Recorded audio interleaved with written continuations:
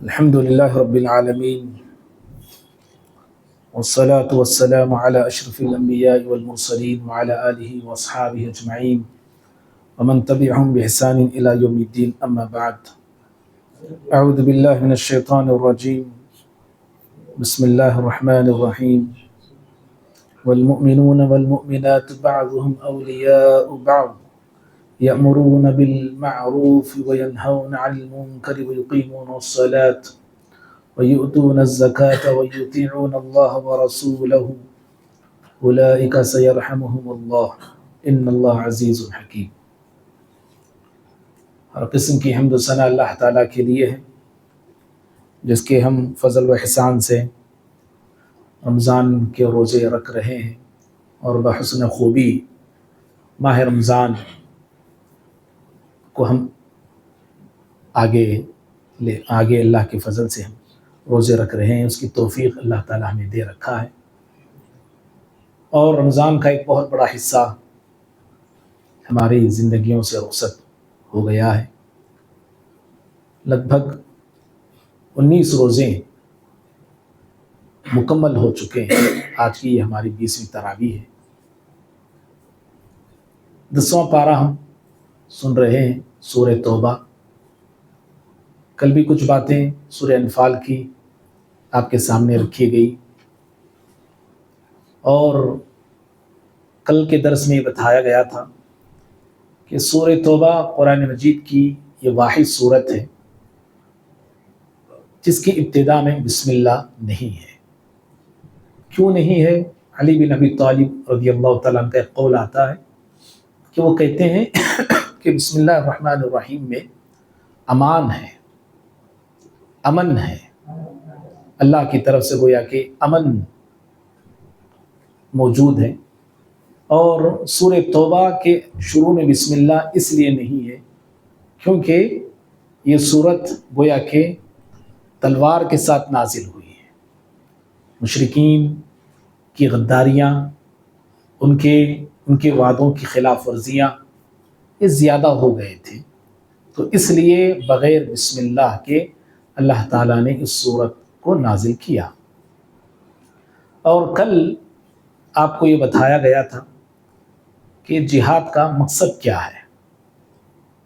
اور آج دنیا میں سب سے زیادہ شور اور غل اور اسلام اور مسلمانوں کے خلاف جو باتیں، جو زہر اگلا جاتا ہے، غیر مسلم تو غیر مسلم، ان میں نام نہاد پڑھے لکھے مسلمان وہ بھی غیر مسلموں کی نقالی کرتے ہوئے اسلام کی ان باتوں پہ اعتراض کرتے ہیں جن باتوں سے غیر مسلموں کو تکلیف ہوتی ہے. اور ان میں سے خصوصیت کے ساتھ جہاد یا جہاد کی آیتیں، جہاں اللہ تعالیٰ نے قرآن میں حکم دیا قاتلو، کہ قتال کو اللہ تعالیٰ کے راستے میں، تو ایسی آیتوں کو لے کر جہاں غیر مسلم اسلام کے خلاف بھوکتے ہیں وہیں پر ہمارے نام نہاد مسلمان بھی چند ایک ایسی آیتوں کو لے کر یہ کہتے ہیں کہ یہ آیتیں دہشت گرد کو بڑھاوا دیتی ہیں. آج سے چند مہینے پہلے وسیم رضوی کو آپ نے دیکھا اور باقاعدہ اس نے یہ اپیل کی کہ قرآن مجید سے لگ بھگ 27 آیتیں نکال دی جائے. یہ آیتیں دہشت گردی کی دعوت دیتی ہیں اور ان جیسی آیتوں کو پڑھ کے یہ مسلمان خون خرابہ کرتے ہیں. اس طرح کا ایک اعتراض یا شبہ اس نے مسلمانوں میں تو پیدا کیا، وہیں پر غیر مسلمانوں کے اندر بھی پیدا کیا. بہرحال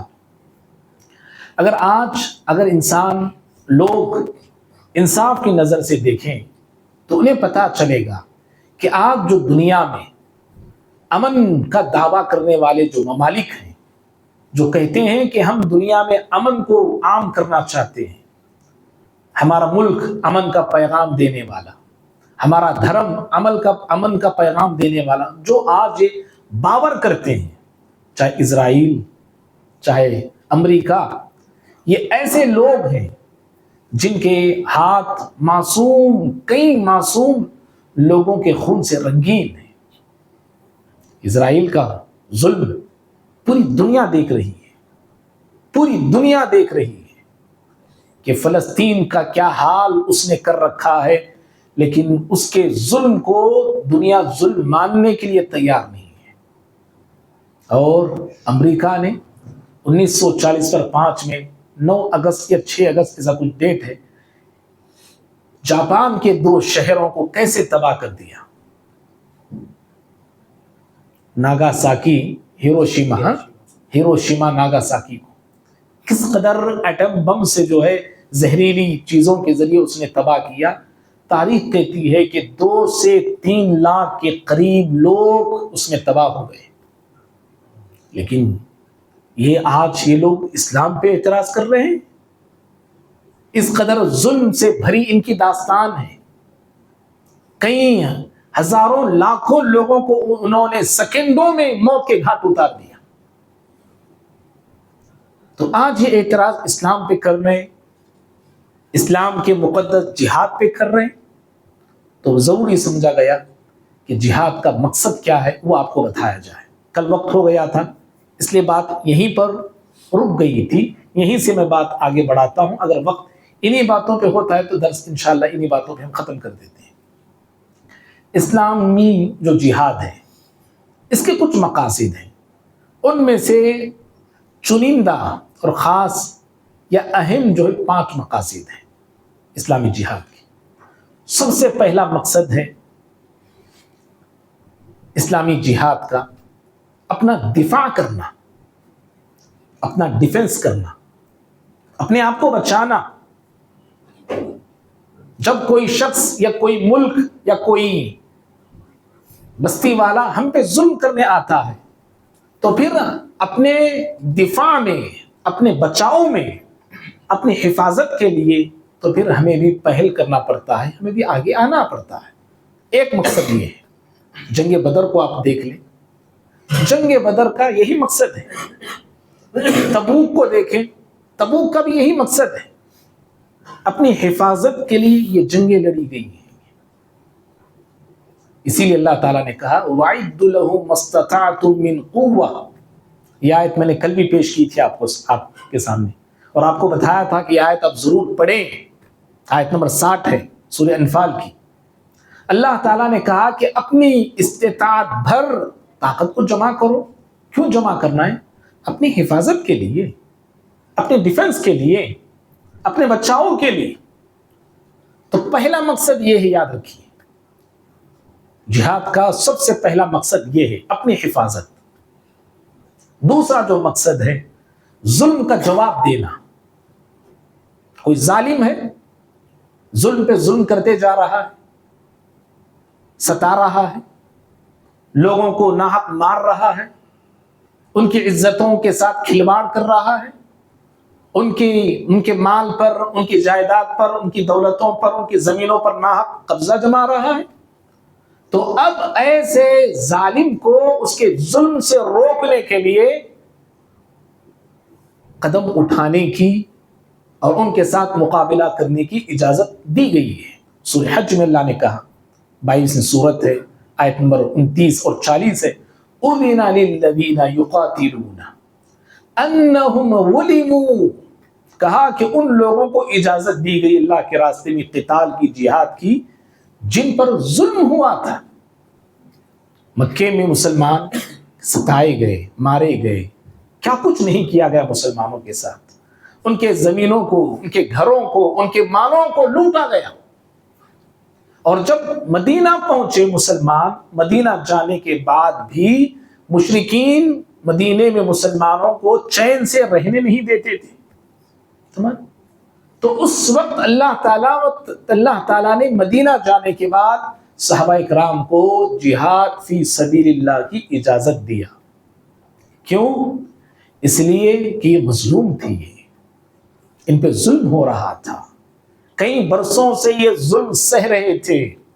اخرجوا من دیارہم، اور اللہ نے کہا کہ گھروں سے ان کو نکالا گیا، ان کے گھروں سے انہیں بے دخل کیا گیا.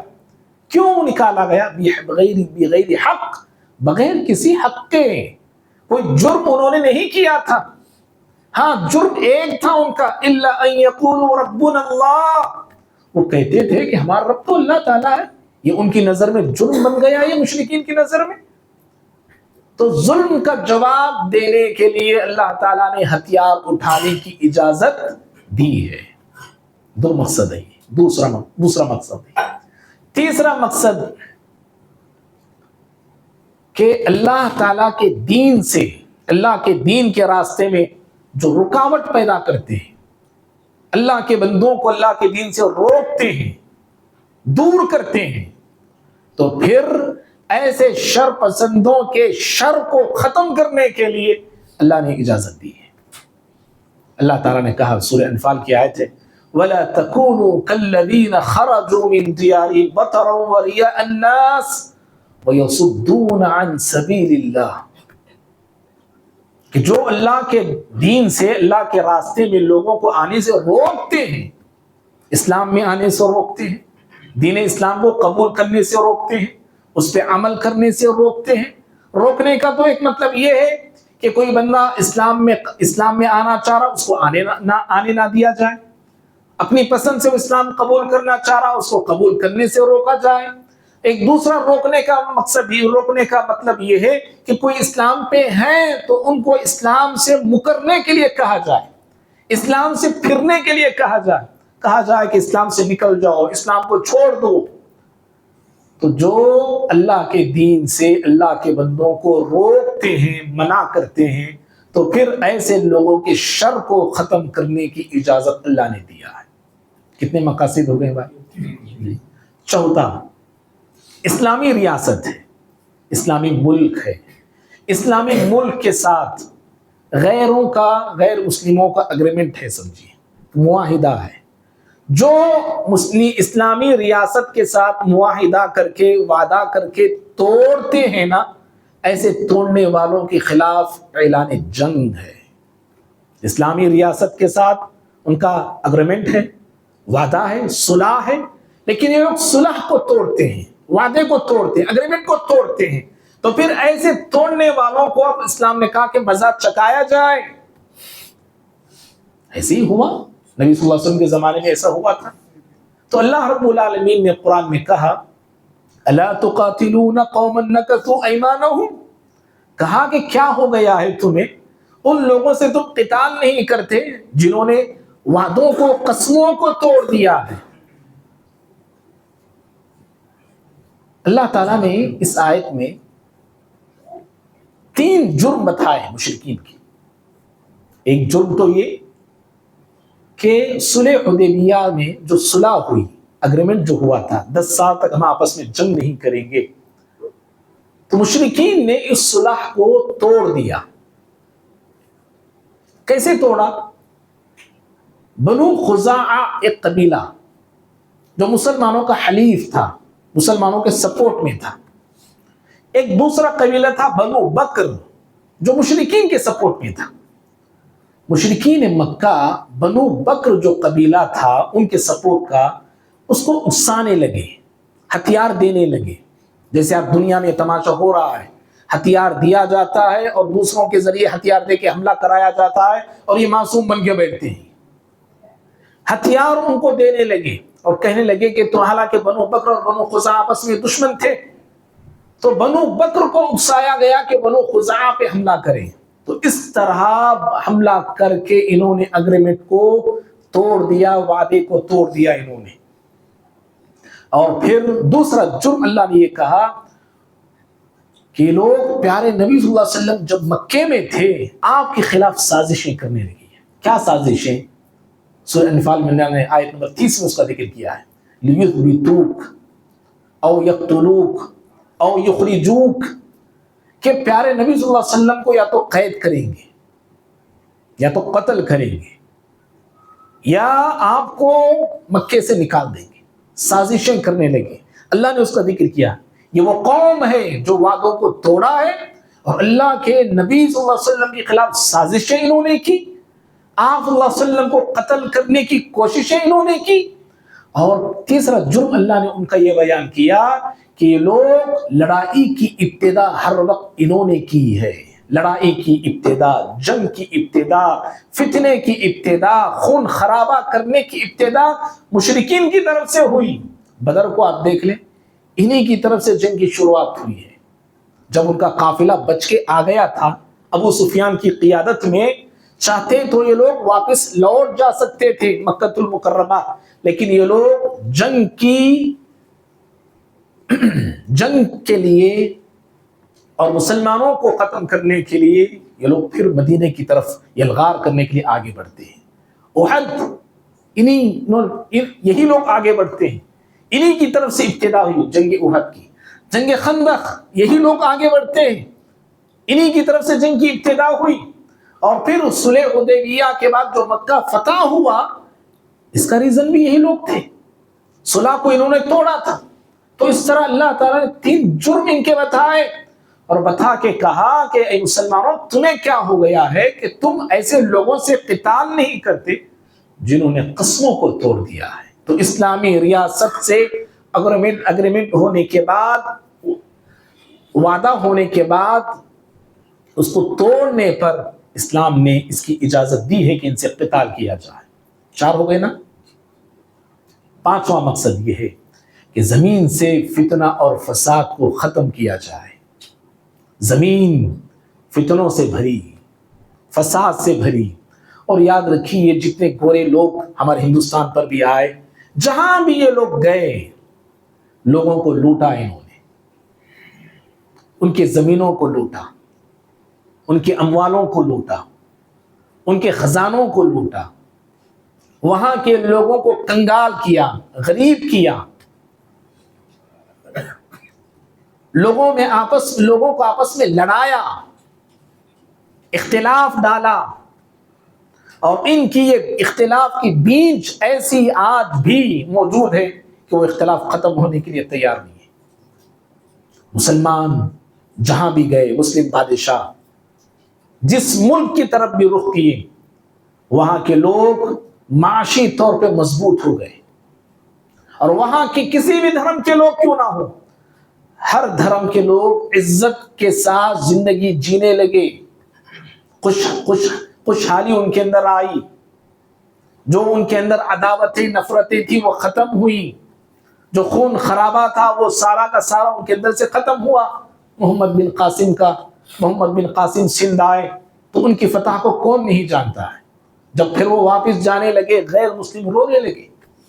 محمد بن قاسم کے انصاف کو دیکھ کر، ان کے اخلاق کو دیکھ کر، ان کے کردار کو دیکھ کر، ان کے عدل کو دیکھ کر، ان کے رحم کو دیکھ کر، ان کی شفقت، ان کی محبت کو دیکھ کر، غیر مسلم رعایا جو راجہ داہر کے ظلم کو ختم کرنے کے لیے آئے تھے، محمد بن قاسم، جب اپنی مہم ان کی ختم ہو گئی، جانے لگے تو لوگ رونے لگے. یہاں کے سندھ کے علاقے کے لوگ، یہ مسلمان تھے.